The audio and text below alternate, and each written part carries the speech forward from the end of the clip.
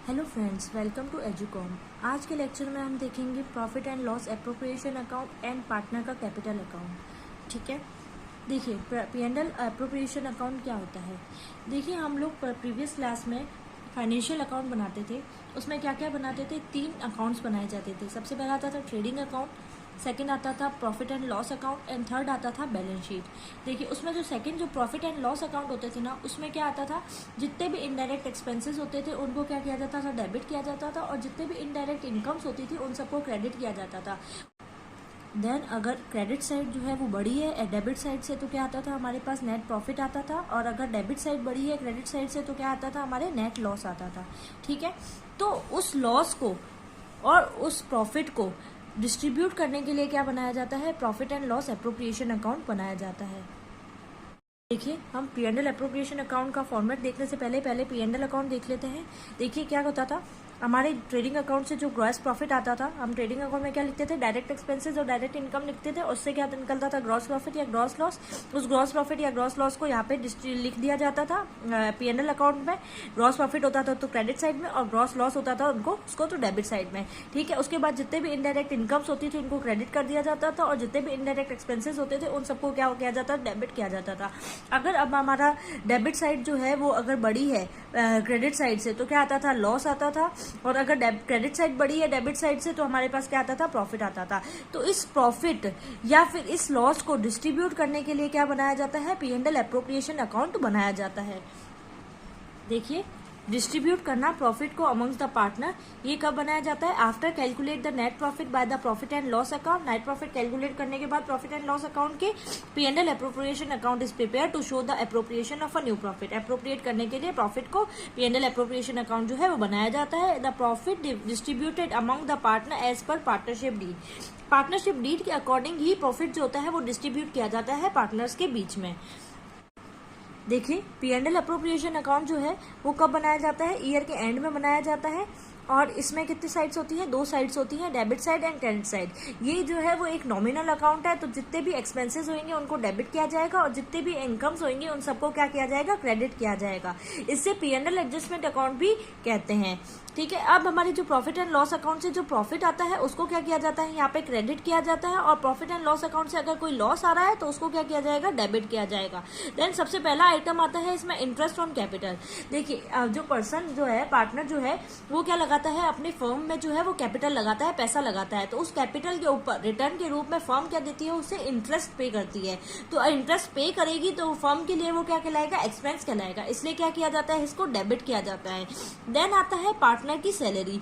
Partner की salary जो होती है वो पार्टनर के लिए तो क्या कहलाती है, इनकम कहलाती है, लेकिन अगर फर्म जो है वो पार्टनर को सैलरी पे करेगी तो वो फर्म के लिए क्या कहलाएगी, एक्सपेंस कहलाएगी, इसलिए इसको क्या किया जाता है, डेबिट किया जाता है। देन आता है पार्टनर की कमीशन। पार्टनर्स का कमीशन जो होती है वो भी क्या होती है, एक्सपेंस होती है फर्म के लिए, जिस तरीके से सैलरी होती है। देन आता है रिजर्व। कि अगर कुछ प्रॉफिट का पार्ट रिजर्व में ट्रांसफर करना होता है तो उसको क्या कर दिया जाएगा, P&L एप्रोप्रिएशन अकाउंट में रिजर्व को डेबिट कर दिया जाएगा। Interest on drawing, credit side में देखेंगे हम interest on drawing. Interest on drawing देखिए, हम लोग कोई पर्सन जो है वो अगर कोई है ना पैसा निकालता है फर्म से पैसा निकालता है, तो उस पर क्या देता है, फर्म जो है वो इंटरेस्ट मांगती है उस पार्टनर से, तो उस पार्टनर को इंटरेस्ट पे करना होता है फर्म को, तो वो फर्म के लिए तो क्या कहलाता है, इनकम कहलाती है, लेकिन पार्टनर के लिए क्या कहलाएगा, इंटरेस्ट ऑन ड्राइंग जो है वो इनकम नहीं, एक्सपेंस कहलाएगा। ठीक है, तो ये क्या होते हैं, फर्म के लिए, फर्म के बिहाफ पे बनाया जाता है, फर्म के पॉइंट ऑफ व्यू से बनाया जाता है P&L एप्रोप्रिएशन अकाउंट। तो ये इंटरेस्ट ऑन ड्राइंग जो है वो उसके लिए क्या कहलाएगी, इनकम कहलाएगी, इसलिए क्या किया जाता है, इसे क्रेडिट साइड पे लिखा जाता है। अब देखिए अगर हमारा क्रेडिट साइड का बैलेंस जो है वो ज्यादा है, क्रेडिट साइड जो है वो ज्यादा है डेबिट साइड से, तो क्या आ जाएगा, हमारा पार्टनर का कैपिटल अकाउंट लिख के शेयर ऑफ प्रॉफिट आ जाएगा। अगर हमारा डेबिट साइड जो है वो क्रेडिट साइड से बड़ा है तो हमारे क्या आ जाएगा, लॉस आ जाएगा, और उसमें क्या लिख दिया जाएगा, टू पार्टनर्स कैपिटल या फिर करेंट अकाउंट। देखिए कुछ नोट्स है P&L एप्रोप्रिएशन अकाउंट के रिलेटेड, उनको हम देखते हैं। If the profit after charging any such amount is not shown in the P&L appropriation account and but it's shown in the partners capital account और current account। देखिए आपको question में अगर दे रखा है कोई भी चीज, कोई भी आइटम को आफ्टर चार्जिंग, तो वो जो है वो P&L appropriation अकाउंट में नहीं आएगा लेकिन पार्टनर की कैपिटल में अकाउंट में आएगा। देखिए इसमें ऐसे क्यों होता है, अगर आफ्टर चार्जिंग दे रखा है मतलब वो पहले से माइनस हुआ है उसमें प्रॉफिट में, तो उसको वापस से माइनस तो करेंगे नहीं, तो वो क्या हो जाएगा, डबल माइनस हो जाएगा। इसलिए उसको है वो P&L एप्रोप्रिएशन अकाउंट में नहीं दिखाया जाता है, पार्टनर के करंट अकाउंट और कैपिटल अकाउंट में दिखाया जाता है। फॉर एग्जाम्पल आपको क्वेश्चन में दे रखा है आफ्टर चार्जिंग सैलरी, तो सैलरी जो है वो आपकी क्या P&L एप्रोप्रिएशन अकाउंट में तो नहीं आएगी लेकिन पार्टनर के कैपिटल अकाउंट या फिर करंट अकाउंट में आएगी। देन आता है second point, if profit before charging any item is given then such item is shown in both P&L appropriation account and partner capital and current account. देखिए आपको अगर profit जो है वो बिफोर चार्जिंग दे रखा है मतलब उसमें से कुछ भी घटा हुआ नहीं है, तो आपको क्या करना है, P&L एप्रोप्रिएशन अकाउंट में भी लिखना है उसको और पार्टनर के कैपिटल अकाउंट और करंट अकाउंट में भी लिखना है।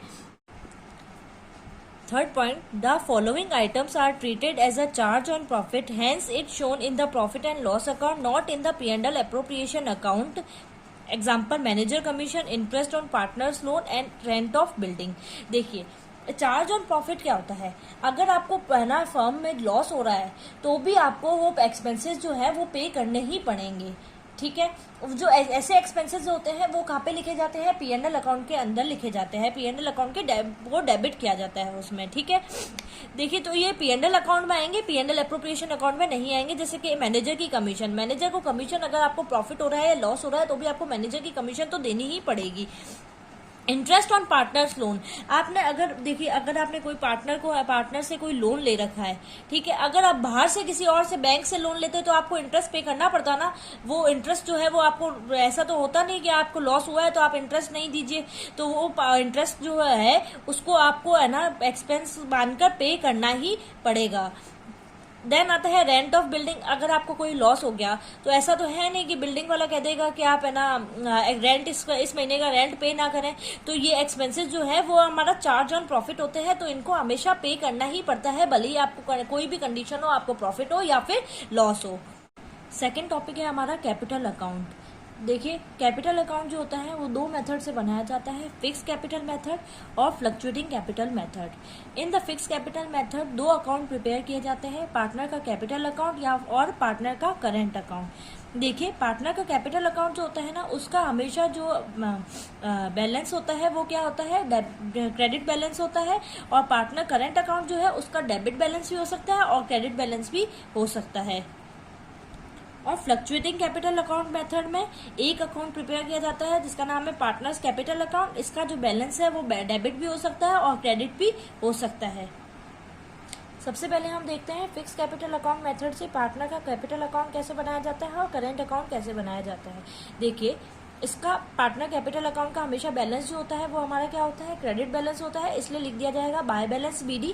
देन अगर कोई एडिशनल कैपिटल इंट्रोड्यूस करता है पूरे साल के अंदर, अगर कोई एडिशनल कैपिटल इंट्रोड्यूस कर रहा है पार्टनर, तो क्या कर दिया जाएगा, उसको क्रेडिट कर दिया जाएगा। अगर कोई पार्टनर जो है वो विड्रॉ कर रहा है कैपिटल परमानेंटली तो भी है ना हमारे पार्टनर कैपिटल अकाउंट में लिखी जाएगी। ड्रॉइंग जो होती है वो पार्टनर कैपिटल अकाउंट में नहीं लिखी जाएगी, वो पार्टनर के करेंट अकाउंट में लिखी जाएगी और बैलेंस निकाल दिया जाएगा।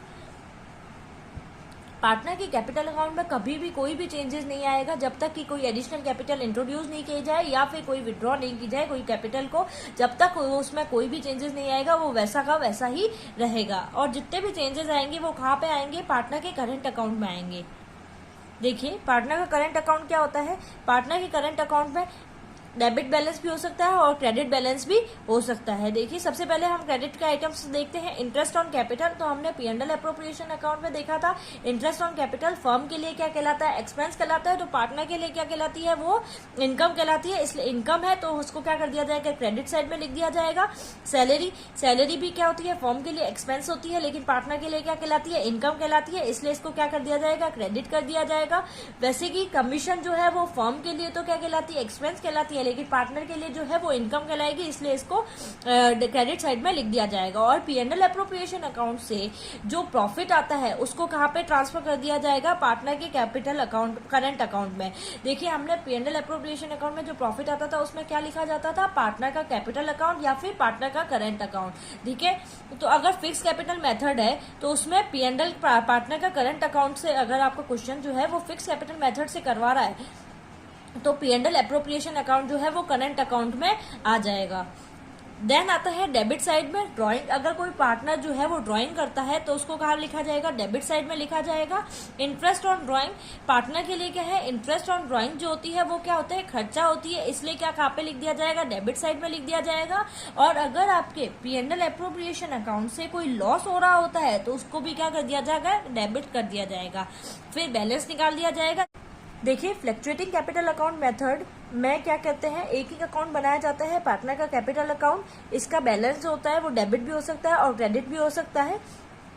इसमें जो ऊपर हमारा फिक्स कैपिटल अकाउंट मेथड में जो दो अकाउंट बनते थे ना, उन दोनों को मिक्स करके बनाया जाता है, ठीक है। इसमें जितना भी एडिशनल कैपिटल इंट्रोड्यूस हो रही है, जितना भी जो भी आइटम्स जो होंगे वो सारे के सारे कहाँ पे आएंगे, इसमें पार्टनर कैपिटल अकाउंट के अंदर ही आएंगे। अगर कोई कैश इंट्रोड्यूस कर रहा है तो भी इसके अंदर ही आएगा।